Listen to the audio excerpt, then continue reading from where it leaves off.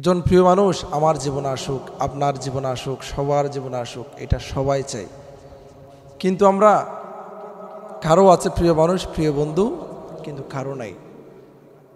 আপনি যদি একজন আপনার জীবনে প্রিয় মানুষ পেতে চান, মাত্র একটি আমল, একটি কুরআনুল কারীমের একটি দোয়া আছে, সেই আমলটুকু যদি আপনি করতে পারেন, তাহলে আপনার জন্য মানুষ পাগল পারা হয়ে যাবে। আপনি যার দিকে তাকাবেন, যার দিকে তাকিয়ে এই দোয়াটি পড়বেন, সে আপনার জন্য পাগল হয়ে যাবে।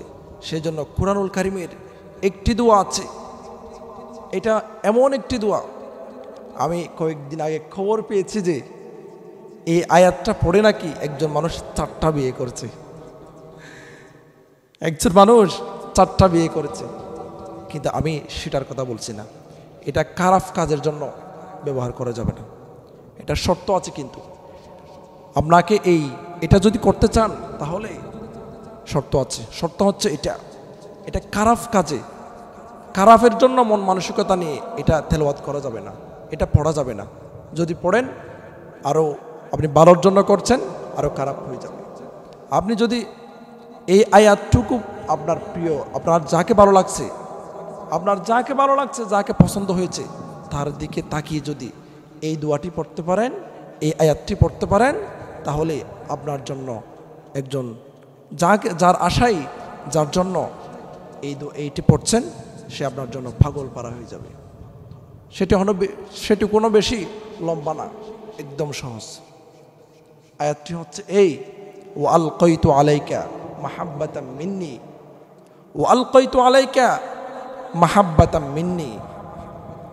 এই ছোট্ট কুরআনুল কারীমের একটি আয়াত যদি আপনি পড়তে পারেন, তাহলে আপনি যার উদ্দেশ্য পড়বেন, সে আপনার জন্য পাগল পারা হয়ে যাবে, সে আপনার জন্য মাতোয়ারা হয়ে যাবে। কিন্তু এটি খারাপ কাজের জন্য আপনি ব্যবহার করবেন না, খারাপ কোনো মন মানসিকতা মনের মধ্যে এনে এটি তেলাওয়াত করবেন না, ভালোর জন্যই করবেন।